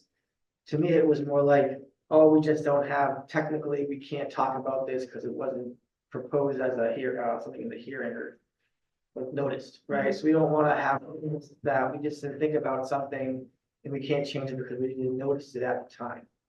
So that's my intent here, is to avoid that. Yeah, I think your motion gives us that opportunity to address it again and have the council and the public weigh in and discuss it and make a decision. So. You have to stay for a little while. Well, that's, I will allow just one more comment. Yeah, the only comment I'd like to make is, if I'm not mistaken, this will go into effect, regulation go into effect January 1st. Once if the director okays it. So you're gonna have to rewrite the whole regulation through a regulatory process, through a public comment hearing and so forth in the future. So that you just have to take that into consideration. Yeah, it's good Thank you. feedback. Yeah, thank you. Okay, how are we feeling? I know it's been a doozy. You're almost done. So, are you guys ready to take a vote on this, or do you want to deliberate a little longer? I don't know if we can just hang tight for quite a while, so. We're gonna have to vote on it at some point. Okay, so I'm gonna call the question. Okay, please raise your hand if you are in favor of striking all elements of the dockside sales endorsement from rule, i.e. the endorsement would no longer be available for issuance, and direct the division to investigate any unintended consequences with transitioning to only the direct sales dealer license, e.g. reporting at the spring 2025 regulatory cycle. So please raise your hand if you are in favor. 1, 2, 3, 4, 5, all in favor. Okay, wow, we're so hoping to be done, okay? All right, that was a doozy. We don't have any more items on the proposed public regulations that were publicly noticed. So we're gonna move on to the 2023 Recreation Fishing Report. The department is soliciting whether the licensing program is meeting its intended purposes and if there's any suggestions or recommendations for modifying the program. So I will just go to the division to provide some insight, and if there's any further recommendations that you guys want to provide here now, they won't be discussed as a vote or by consent. It's just if you have any further feedback. So I'll go to the division first. Thank you, Madam Chair. So this is an annual event for you guys. I've been instructed to maybe pare down my presentation a little bit, which I have. I'm sure you're grateful after this evening. So each year we present what we've done with the recreational saltwater license program. It's part of the statute. So what I'd like to do here is just show you for the last 8 years our license sales. We're pretty steady. We did see a nice bump during COVID. People were getting out there buying more fishing licenses. They go back down, but pretty much we're at about 50K licenses issued each year. We have several categories, both resident, non-resident full year, resident, non-resident, temporary 7-day licenses. Those have a fee. And then we also have free licenses for over 65 residents and active military stationed in Rhode Island. Like I said, we issue about 50,000 or thereabout each year, just shy of it. And that revenue bounces right around between 225K and 230K. Next slide, please.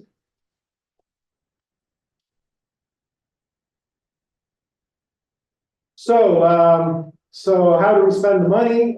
So by way of background, we have several categories that we kind of bin the money into. These are self-imposed categories that were recommended by our stakeholder group back in 2010. It's been around for a while.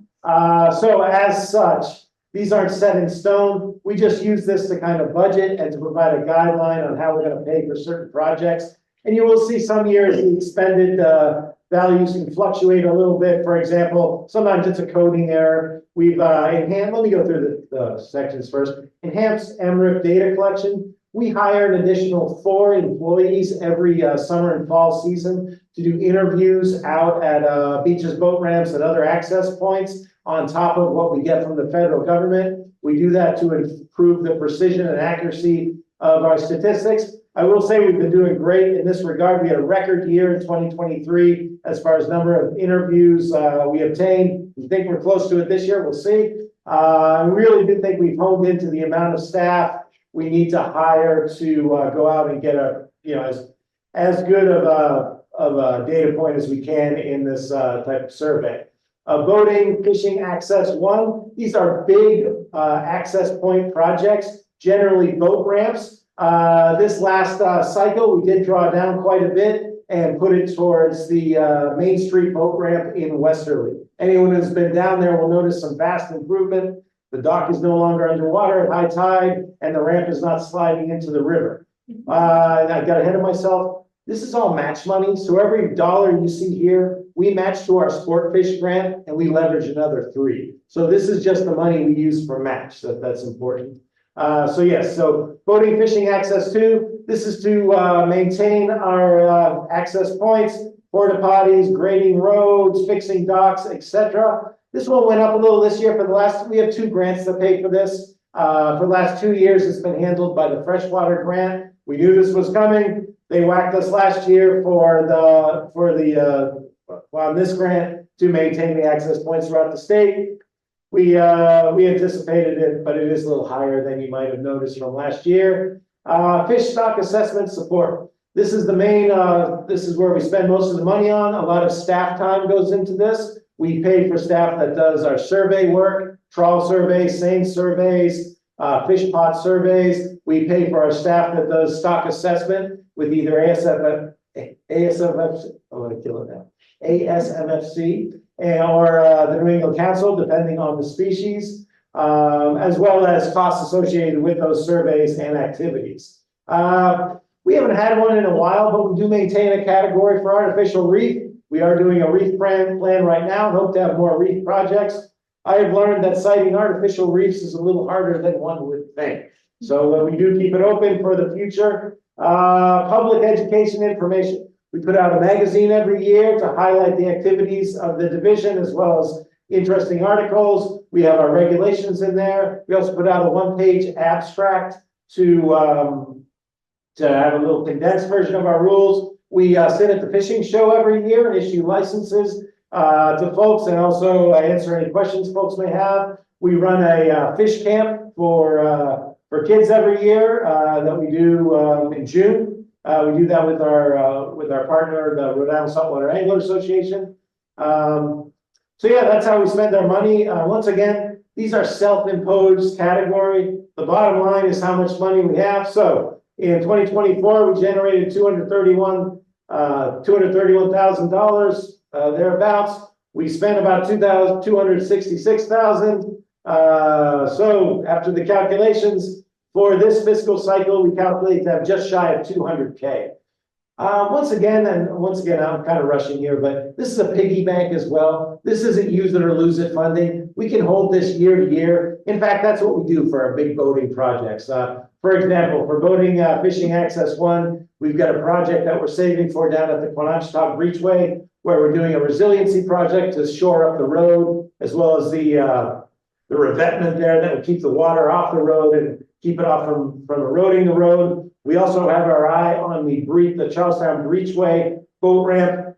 Unfortunately, with the situation of the actual channel itself, there's might be a little stall on fixing the boat ramp before the channel is addressed. I completely understand. But once again, that's why we kind of hold that money for artificial reef in case a project comes up that we actually want to move on. So any questions about either the numbers, how we spend the money, we have to entertain. Any commentary as well or suggestions? John, is there any movement towards going back to where you don't need to provide a social security number to get a license? That continually, when I go around and spend time with there's that comes up more than any other topic in terms of the state. Is there any thought, like how long does our contract currently last with our current license provider? So I'm not going to sugarcoat it. We are in bed with Tyler Technologies. That is a requirement of their system. Right. I'm not a fan either. Pure candor, I think it's actually eroded some of our sales. However, we have come up with an option where you do not have to supply your social security number. It is a little inconvenient. You either have to go into our voting office or to a list of libraries that we do have. Yeah, we do have a list of libraries you can actually go into and they can work around it.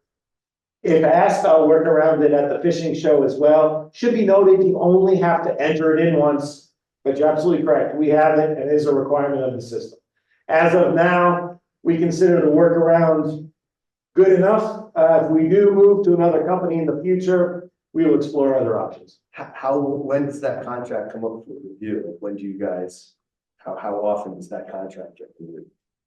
Good question. I think we only have a couple of years left. I'd have to talk with the IT folks, they're the ones that manage the contract. We're still working through it. They're done with the fishing license portion. They're still working on the boating registration. It's one big package, not just fishing licenses. So I'm gonna say at least 2 years, Greg, but I would have to get back to you on that.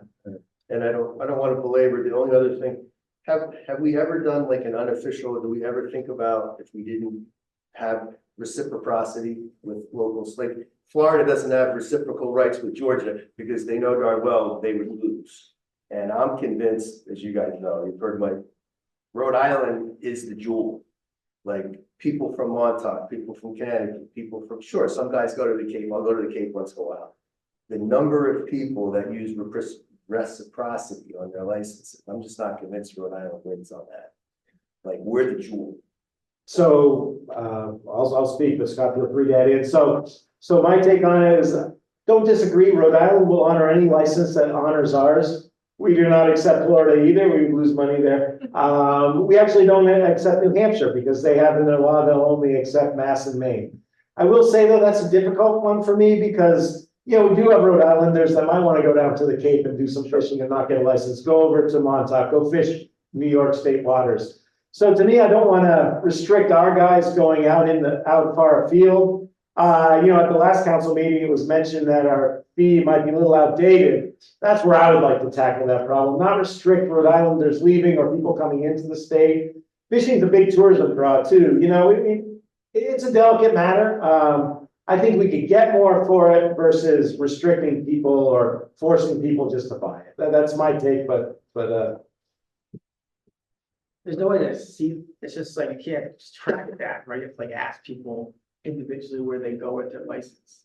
no, you can't. However, we do have our MRIP survey, which pretty consistently we see 65% of anglers interviewed are from out of state. Mhm. And most of those are probably on the out of states license. Well, I shouldn't say that because if you're traveling from Vermont, you're out of state, but you're on a Rhode Island license. Yeah, Vermont doesn't have a fishing license, Right. a saltwater Right. license. But yeah, I think they could be from anywhere. As you can imagine, Massachusetts is the one that we get the most of, but sure. Any further? Thank you, Madam Chair. It is incredibly difficult to compete with that presentation.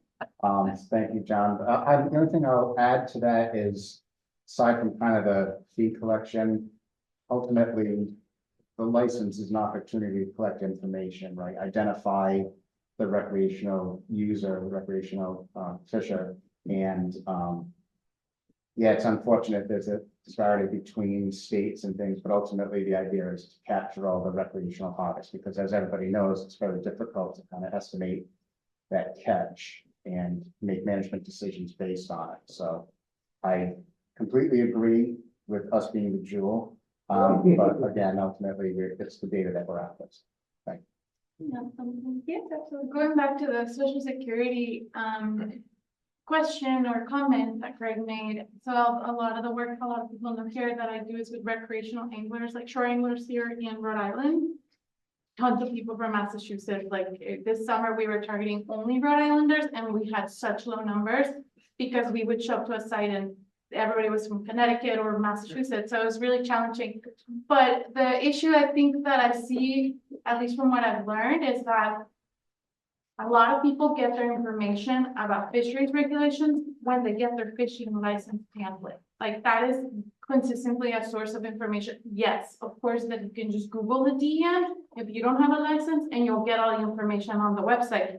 People don't know that. They get their information from bait shops. Like number one, that is like the hub of information. So it's like, we want to get outreach, go to the bait shops.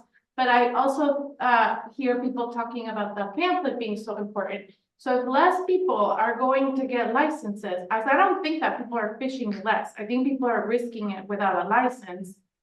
I don't know if enforcement maybe has seen or had more people without license, but I think that there's a certain amount of people that are going to go out there regardless of having a license or not. So when you're limiting and you're putting barriers to getting access to a license, you're just pushing people to now go and do basically illegal fishing, right? Because they don't have a license. But it also is like you lose the opportunity to get them access to the newest regulation. So I feel like a lot of times we assume that that's a security issue question, that people don't want to share their social security because they're concerned.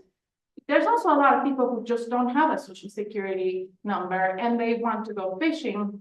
And something that I've noted in the past or cited as a concern is that we see towns like, I think Central Falls and Pawtucket are now making driver's licenses accessible to people that don't have social security numbers because they want safe drivers out there. But then when it comes to fishing, you need a social security number, so that's conflicting. So I recognize that there's this workaround. When I read that, I didn't know about that, so it's exciting to hear that there's this whole other process.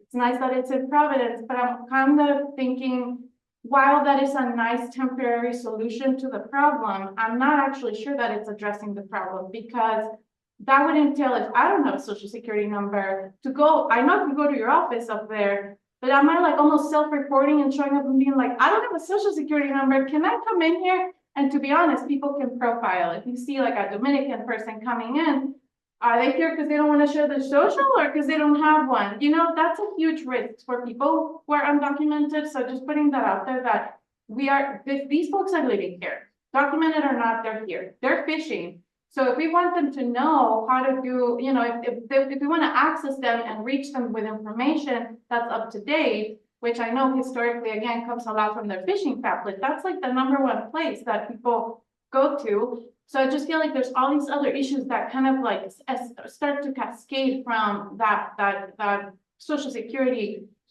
issue. So it's not just like the revenue is a problem, but I also think that maybe we're like unintendedly now pushing people to engage in illegal fishing and maybe do it without the most up-to-date information, because again, yes, you can Google that. People don't know that. So it's just kind of like, now we're getting into other areas that I think we need to be thinking about more thoroughly. The workaround seems nice, but I'm also wondering if maybe, well, now I'm excited someone will look into that somehow, I don't know. But I'm excited to think about like what alternatives could there be where people feeling safe going to like the Providence office, like you said, and doing that turnaround. Like I know some have, you said they have, so that's really cool that some people are doing that. But I'm also thinking like what other ways we can get creative to make sure that people are fishing with a license regardless of their social security number status, right? Until we find a time to, what that contract is up or whatever. I just want to put it out there. When I was reading this, I got excited. I was like, my first meeting, I won't hear anything. But I read that and I was like, no, yes, I will. And this is something I've been talking about to people at DM for a while, because it's just consistently, like you said, Greg, it is a security issue. People feel like that's just way too invasive of their privacy. But then I also want to point out that there are people who it's beyond invasiveness. They just don't have one. Oh, yeah, no, How do we I reach get it. them? No, I totally. It's one of all those things I think we need to start considering. What are the consequences of this new system? And I think it's beyond just exclusion of some people. It's now pushing people to do illegal things, not know the most up-to-date regulations, etc. The public library is nice, John. It's nice that you guys did that. I wasn't aware of that part. Is it most towns or some select towns? It's most coastal towns, yes. I'd have to look at the list, but there's a fair amount of towns. And I will say, if you don't need the social security number if you're putting in a passport number from another country.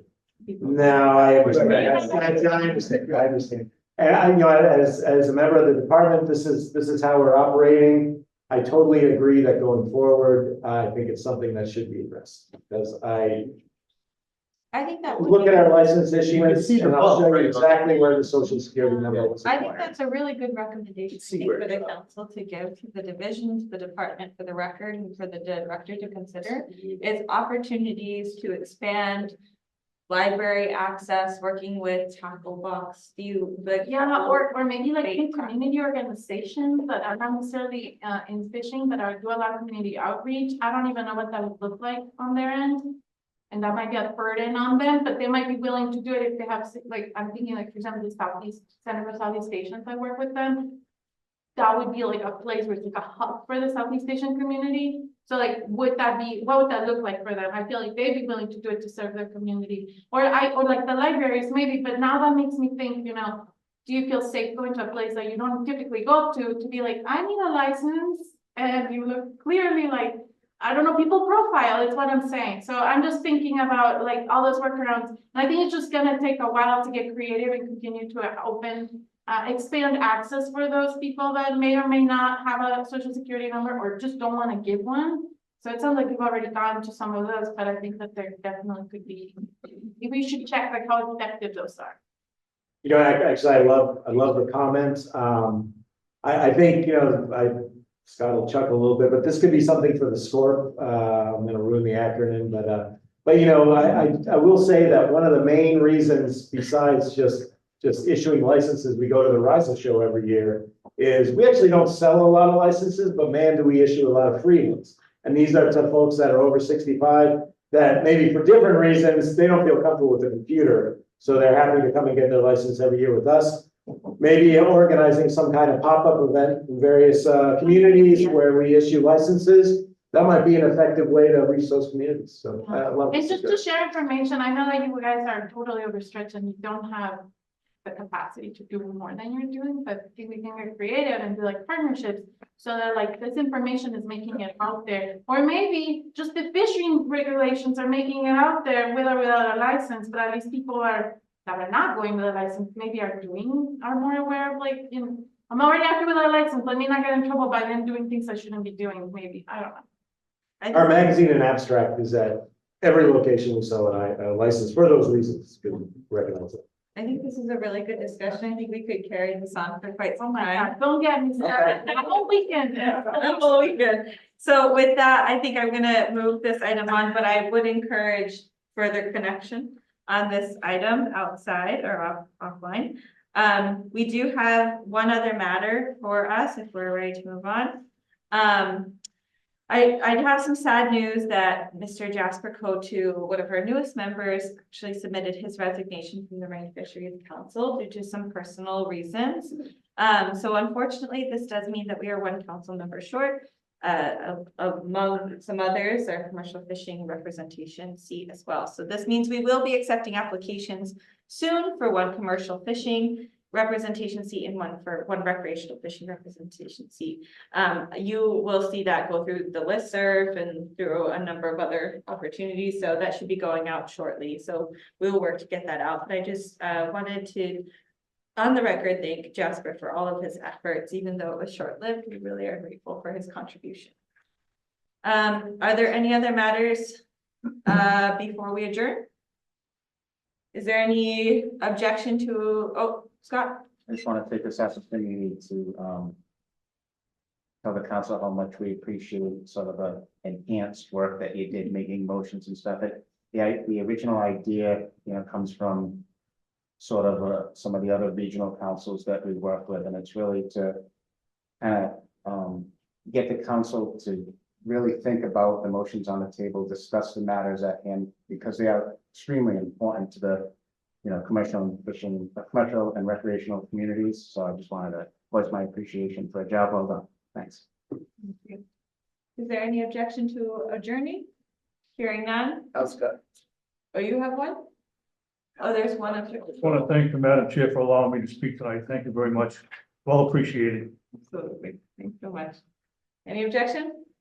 Hearing none? Meeting's adjourned.